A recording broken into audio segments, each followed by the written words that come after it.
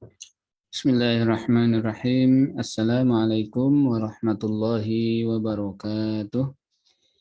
Alhamdulillahi rabbil alamin. Qayyumis samawati wal ardin. Mudabbiril khalaiqi ajma'in. Ba'isir rasul salawatullah wa salamuhu alaihim ajma'in. Wa ashhadu an la ilaha illallah wahdahu la syarika lah. Al-wahidul qahhar. Wa ashhadu anna Muhammadan abduhu wa rasuluh. وحبيبه وخليله أفضل المخلوقين اللهم صل على سيدنا محمد وعلى آل سيدنا محمد. الثاني, hadis yang kedua atau yang ke 292, bab yang ke-36, kitab Riyadhus Shalihin.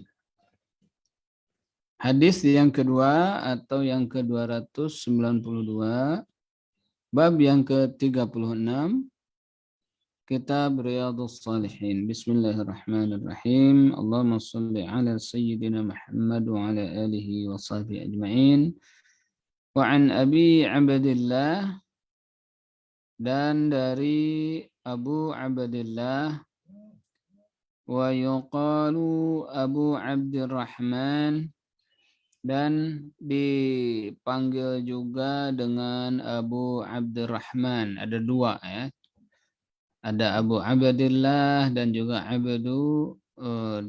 Abu Abdurrahman. Siapa? Yaitu Thauban bin Bujududin. Thauban ibn Bujududin, Maula Rasulullah sallallahu alaihi wasallam, yang adalah beliau seorang maula atau hamba sahaya ya, atau budak daripada Rasulullah sallallahu alaihi wasallam.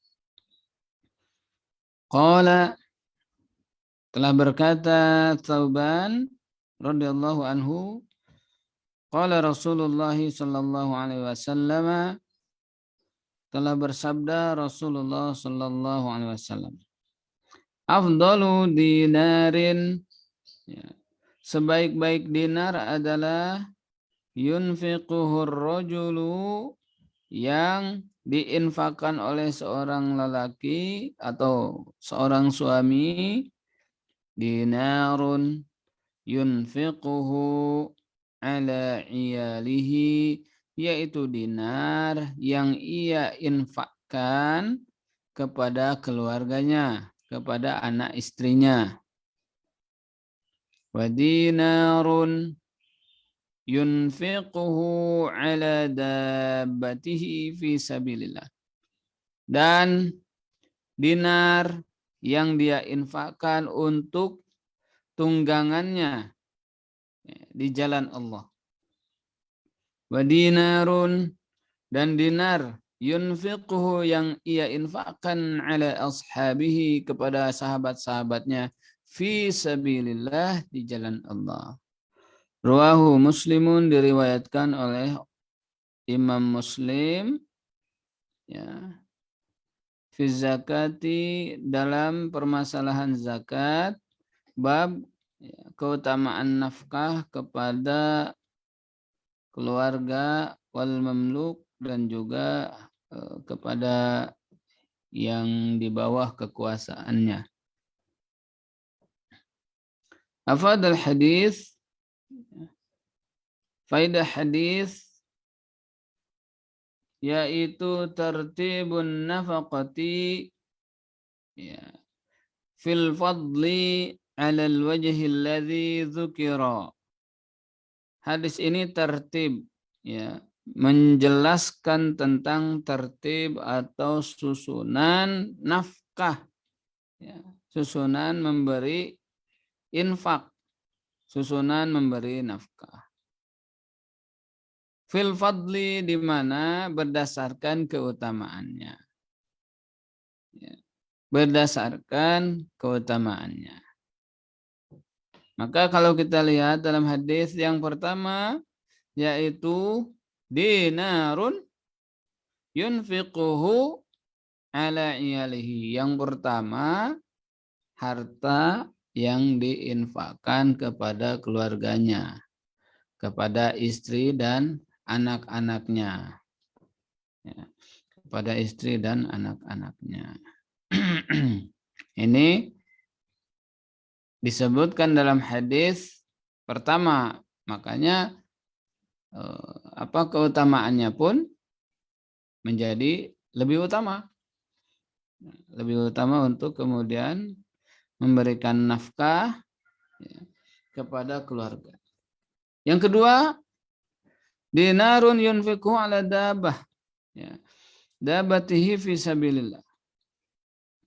Jadi juga harus memberi infak kepada dabah. Dabah itu binatang tunggangan. Binatang tunggangan.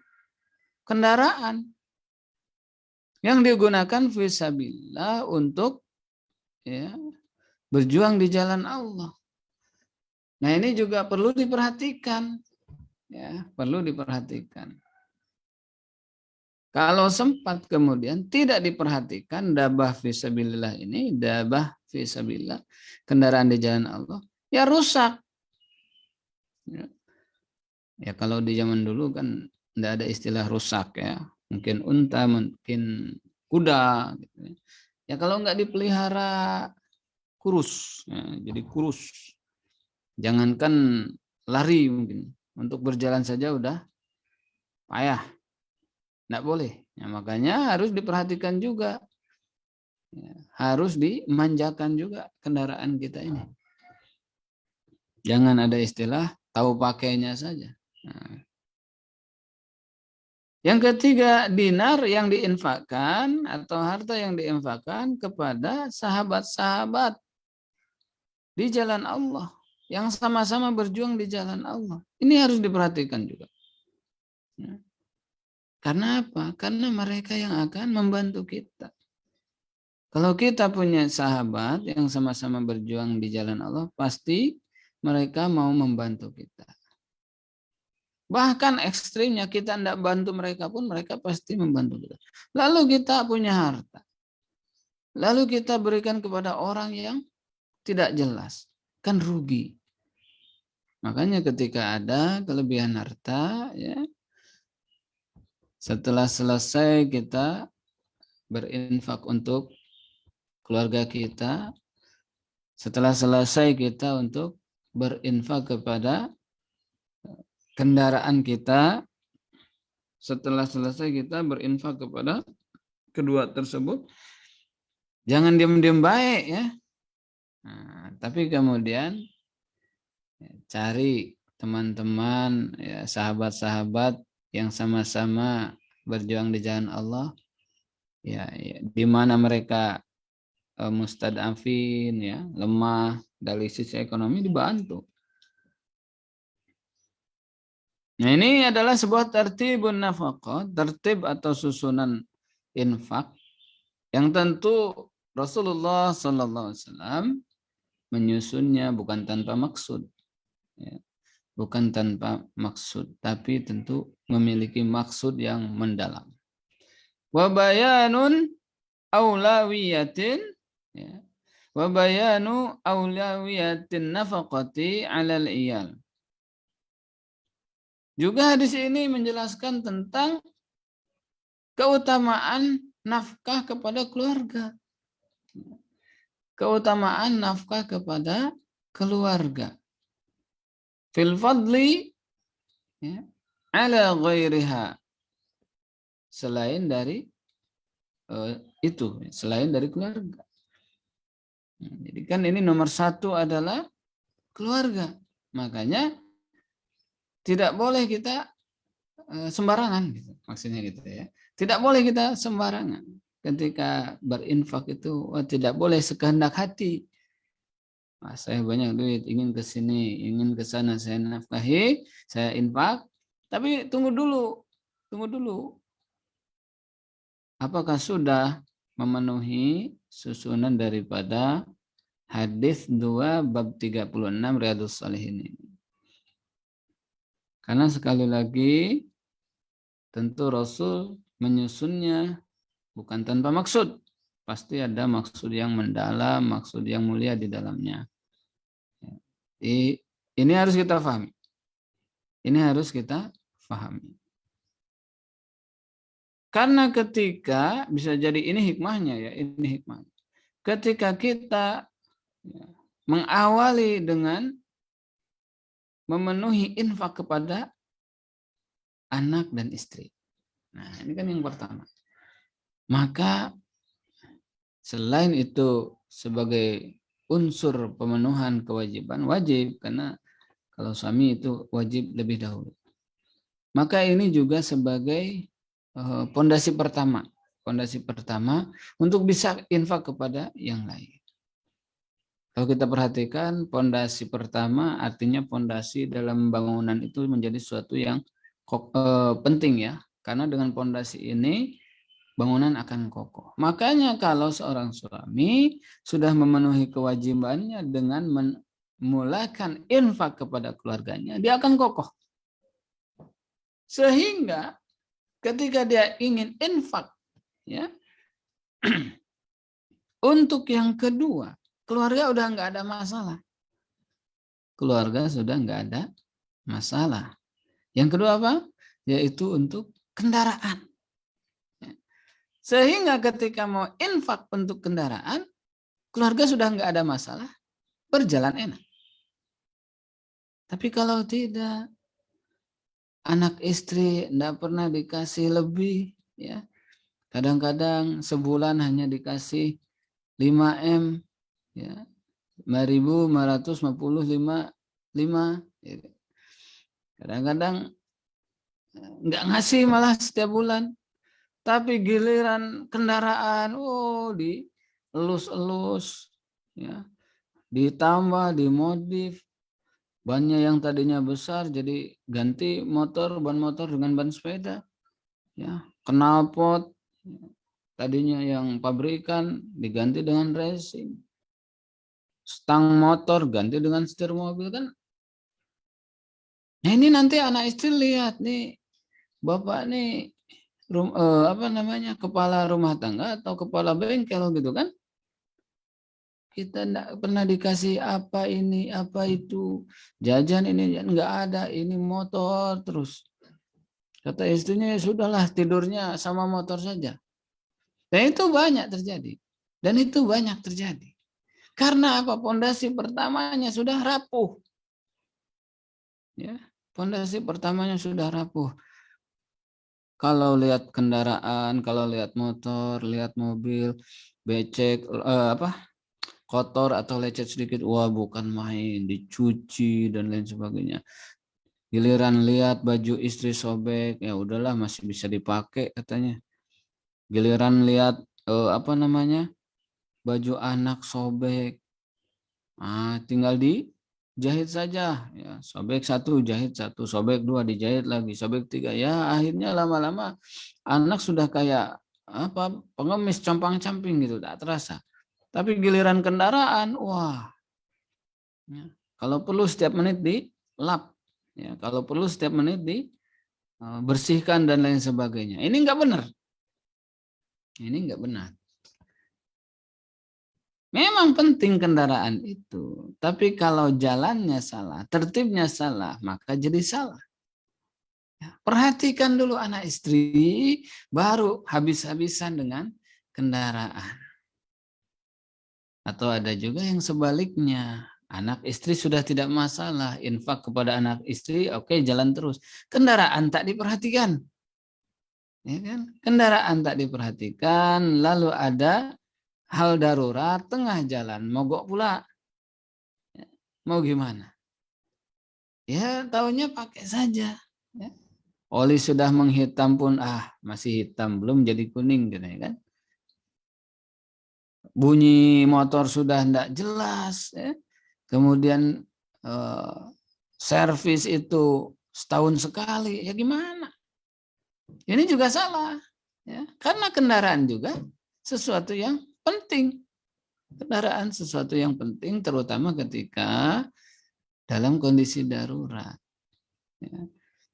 ketika harus misalnya mengantar anak yang sakit, tengah jalan mogok kan lebih sakit lagi. Makanya Nabi kemudian luar biasa. Inilah hikmah atau kedalaman ilmu Nabi kita.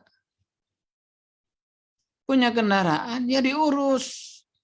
Punya kendaraan yang dimanjakan kendaraannya setelah memanjakan keluarga. Dan yang terakhir apa? Ashab fi sabilillah. Kawan-kawan di jalan Allah, kawan-kawan yang ngaji, kawan-kawan yang ikut saling menasehati dalam kebenaran, kawan-kawan yang saling menasehati dalam kesabaran. Ini kalau kita punya kawan seperti itu, subhanallah, masya Allah gitu ya. Itu sebuah kebahagiaan. Sahabat-sahabat yang selalu mengingatkan kita kepada agama. Kalau kita punya, itu sudah menjadi sebuah kenikmatan di dunia. Dan kalau sudah punya, kalau mendapat kenikmatan, ya kita harus bersyukur, dok. Kita harus bersyukur. Dan di antara bentuk syukur itu adalah dengan ya, memberikan infak kepada mereka. Ini kepada sahabat nih. Ya. Jangan kemudian kita diberikan kelebihan harta, ya kita sibuk bantu pengusaha terus. Kita sibuk bantu toko terus. Toko dibantu, pengusaha dibantu kaya raya. Lah sahabat kita yang suka mengingatkan kita, menasihati kita, mengajak kita di jalan kebenaran, di jalan Allah. Kita nggak lihat, kita nggak perhatikan. Maka ini adalah hal yang tidak sesuai, ya, hal yang tidak sesuai. Sahabat kita ini juga terkadang dia dalam kondisi terdesak. Lalu kepada siapa dia akan meminta bantuan? Apakah kepada rentenir? Apakah kepada orang-orang yang jauh dari agama? Kan nggak mungkin. Kita kalau ada masalah, kepada siapa kita minta bantuan? Ya maksudnya selain kepada Allah, tentu saja kepada sahabat-sahabat kita yang sama-sama ya, berjuang di jalan Allah. Nggak mungkin kita juga minta bantuan kepada yang nggak kita kenal. Dan itu banyak terjadi hari ini. Orang lebih cenderung dalam misalnya hutang ya malah cenderung ke rentenir. Akhirnya hidup tersiksa, dikejar-kejar. Nggak mungkin orang yang yang berjuang di jalan Allah, kemudian dia meminta bantuan misalnya harta kepada yang lain, pasti kepada saudaranya yang sama-sama berjuang di jalan Allah. Nah ini juga nggak boleh kita sia-siakan, apalagi terkait dengan hadis, ya, yang sudah juga kita baca di bab-bab sebelumnya, siapa yang menghilangkan kesulitan, kesusahan di antara kesusahan dunia, ya. Siapa yang menghilangkan kesulitan sahabatnya di antara kesulitan dunia, maka dia akan menghilangkan kesulitan ya, di akhirat nanti. Maka Allah akan menghilangkan kesulitan baginya yang membantu sahabatnya itu. Akan kembali kepada kita. Ya, tapi tentu saja Nabi Shallallahu Alaihi Wasallam menyusun ini sebagai bentuk daripada basyariah beliau, rasa kemanusiaan beliau. Kalaulah tidak ada susunan seperti ini, mungkin orang-orang yang kuat motivasi ibadahnya, bisa jadi mereka malah cenderung membantu sahabatnya di jalan Allah. Mereka tinggalkan anak istrinya, mereka biarkan kendaraannya, mereka sibuk membantu sahabatnya. Ini walaupun baik, tapi kalau tidak adil, kebaikan yang tidak adil maka akan menghancurkan. Keluarganya bingung. Ya. Ini anak istri belum makan, tapi kepada sahabatnya bukan main. Ini kendaraan udah rusak-rusak, tapi kepada sahabatnya bukan main. Nah ini juga kurang tepat.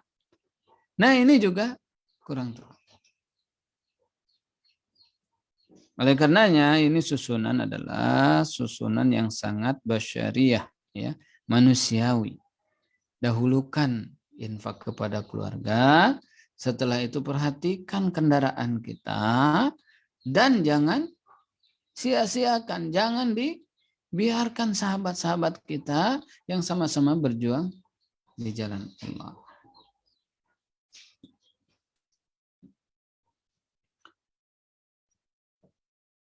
Makanya tidak diragukan lagi keindahan syariat agama kita ini, syariat Islam ini.